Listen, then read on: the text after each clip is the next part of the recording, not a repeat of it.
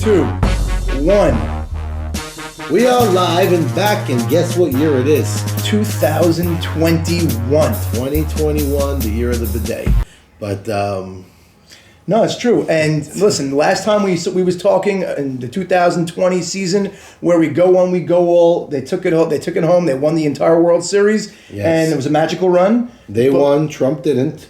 Right. Well, maybe Trump did. He probably did, but whatever. It's time to turn the page to the next season. And oh boy, what a crop we have. What a talent we have this year. But use the good word. You said, what a crop. Because one thing we have is no crap. Right, there's no crap, there's only crop. This is an amazing talent pool we have. I think the last time we had a talent pool this deep, and it's probably deeper, was the Get Swifty Championship. And right, so that year it was noted and talked about. The depth of the league was incredible, but there was the Halal team. And there was the Tiger team. This year, they had some, This year, there's no BYOB, it's just talent. And it looks like, just looking at the talent list, which we have yet to release yet, but it looks like we're about to do it. Every team will have at least 3 stars, some more, and there will be no junk. There will be no outs in any lineup. Forbid. We don't like to call anybody junk. No, junk. There will be no outs in any lineups. It's all competent players, and we're looking forward for a very deep draft. All positions, like Sam said. So this is going to be good for a few reasons. We know at night, hopefully this year, there'll be much more weddings, right? God willing, without the craziness that the world was last year. So there's going to be enough good players that are sub-rules that we have instituted in the past. And I'm telling you, Max, I don't think we're going to have to get anyone from outside the league this year. That's how good the talent is. So. Right, so the rules are regarding the subs, and we like to bring it up every year going in. Sometimes we tinker, but it's aside for the pitcher, you have the pitcher and 2 players. And you designate the 2 as you need them. So if you don't need to make a decision before the season. It's as the season goes, I'm missing my center fielder, then you can designate yourself. Right. So you get that, the pitcher and 2. So after that, you're over. And the subs, we like to be very fair about. Obviously, we like to err to the side of a lesser player as opposed to a better player. That's in Sammy and I's discretion. On a year-to-year basis, this wouldn't always work. But, like, for example, last year, it was challenging. But this year, like I said, and like we're telling you, the talent level is there. So I think this will be more than enough. And we were actually thinking about doing no subs at all, but we didn't do that. Either way, what we're going to do, and going forward, and I guess we'll preview it right now, is we're going to do a top 21. And that's Max and I's discretion. We're going to rank the top 21 in the league in our opinion. And then we're going to do the following segment of the following 21 and then the following 21. It's 21s. It's the 21 shows. We're going to call it the 21 show. So this first segment is not going to be 21s. We're going straight into the rookies. Now, the rookies here aren't all the regular 17-year-old coming into a league rookie. So I also want to say the reason why we're starting and kicking this off with the rookies is because the rookies is probably going to be a major factor in the league this year because they're impact players. There's plenty of them. Let's jump right into it. So in no particular order, in the order that they signed up, we can say. We have some rookies here. You know what? Let's go with the oldest rookie. Okay, the oldest rookie. So this is really not a rookie, but we'll use it because it's his first time playing in the league. We'll go the Hideki Matsui-ru, as they call it. Sonny Shalom. Sonny Shalom. Yes. We've had Mikey in the league years past. Mikey has won a championship with that Numsanity team. That was his first championship, and he parlayed it into Sunday morning the following year. Sonny At the Expos, that's right. Sonny did play as a sub once or twice and did really, really well in left field and hit well on this field. But this year, Sonny's not playing Sunday morning, so this is going to be his vice. This is going to be his outlet. And what a year to join Sonny, because this is a year your eyes are going to be opened up. You're going to be like, wow. Right. Now, Sonny does always look young, so putting him in the rookie category, I guess, is not crazy. He's in his early 40s, I would imagine. I think he's a little older than I am. So he's always in good shape. He's going to get, hopefully, a good outfield spot. I'm imagining a corner outfield position.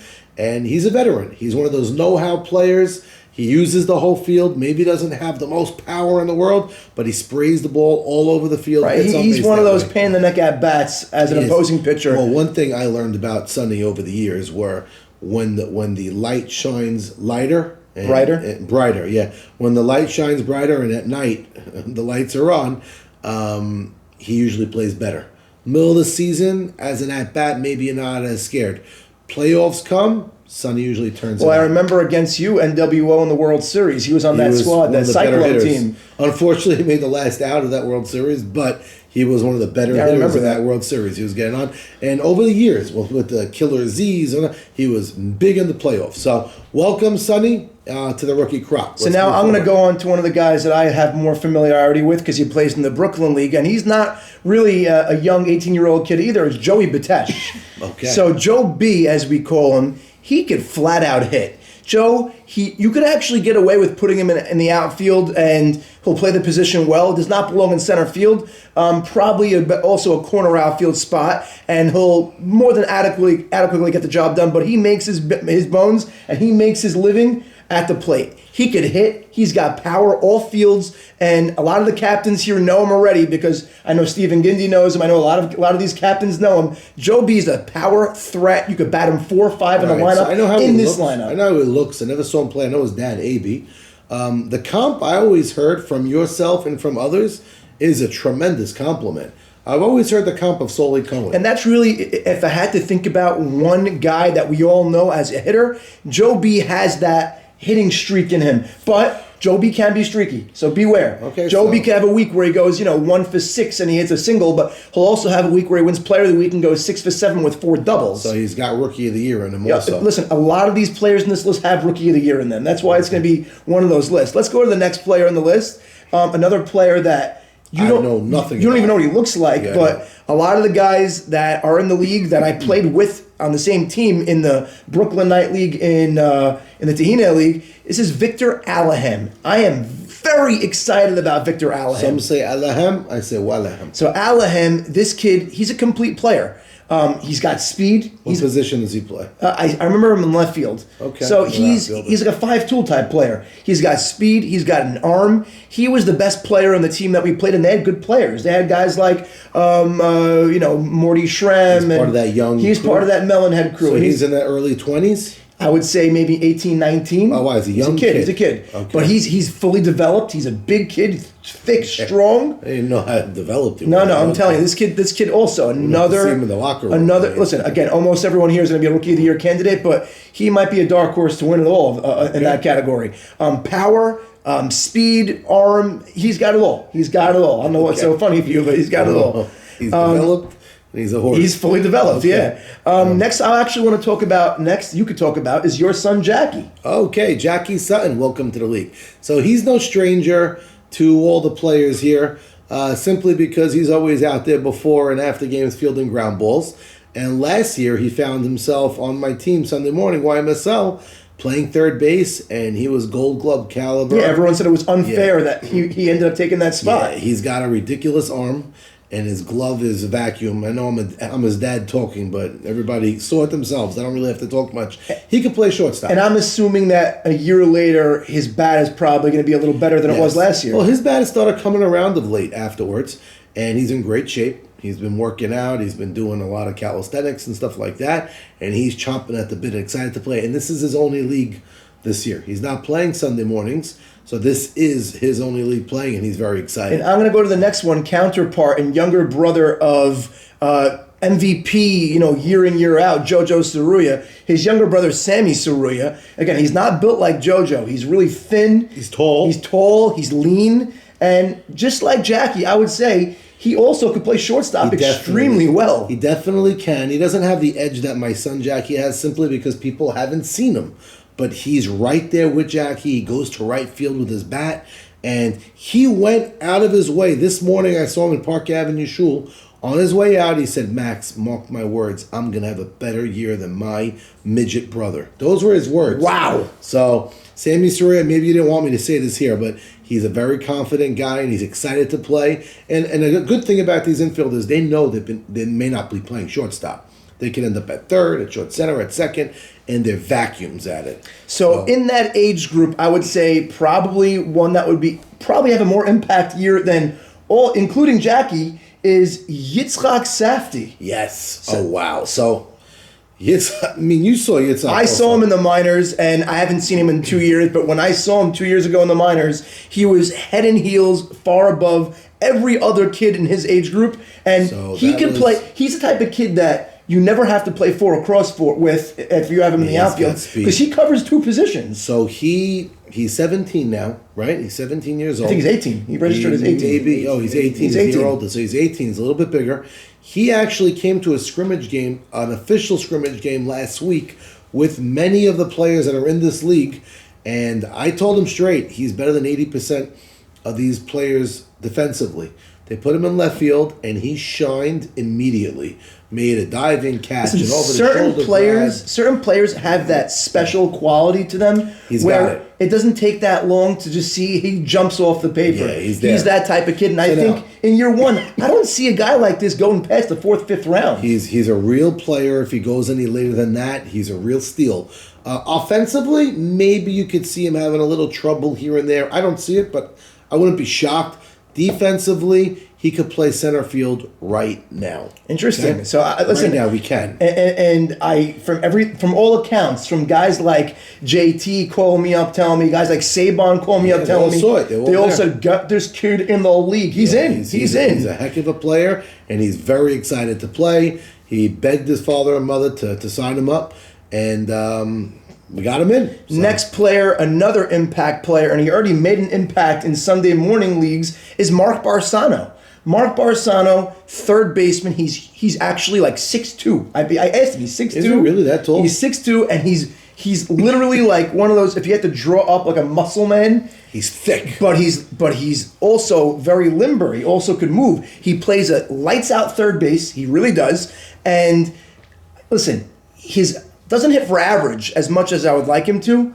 But again, he's 18, 19 years old, and he's got pop, man. You're comfortable with him in the 4 or 5 hole? 100%. Okay. Well, we saw on the old school championship run when they won the last time MSB played, he had an amazing World Series, and he was like one of their better players on their team. It's funny, I saw him for one little bit, but he was injured at the time, so I didn't get a chance to see him. You saw that the batting cage stash that I said to you. Big boy. That kid, he ropes the ball. The batting cage thing sometimes a little dangerous, but I've only heard amazing things. And anybody who really saw this kid play only speaks highly of him. So he's a big contender. 100%. Listen, so far we're naming you impact ball players. Yeah, let's jump on to somebody that we've both seen 2 years ago, and from what I've known that he's been doing really well. Sammy coined him the Phenom. The Phenom. Yes, so that's Edmund Beta. So Edmund Beta. Maybe weighs 118 pounds soaking wet. He actually got a little thicker, which is a good thing. That is good. Edmund Beta is 2 years older than since you last saw him. That's true. And let's not say, this is a very important thing, what I'm about to tell you for a pitcher. He makes sure to get his reps in. He's in every possible league. He pitches in the Lakewood League. He pitches in 3 Tahina leagues in a row. And guess what? His talent already is being seen because in the drafts he's going pretty high. Right. He's playing Sunday morning. He went in the. So he's going to be in the swing of things. Right. It's not like he's coming in wet behind the ears fresh. Right, Listen, it's always going to be an adjustment period coming into M&S. We get that, but gold balls, stuff like that. 100%. So I would scale back the Phenom talk with the gold ball, with the great players, but I think he's going to be an impact player, and I think he's a guy that you get a little later in the draft, and you're going to be very pleasantly surprised. So when we saw him 2 years ago, I saw him throwing real heat. He's got fastball. Now, it was at 44 feet.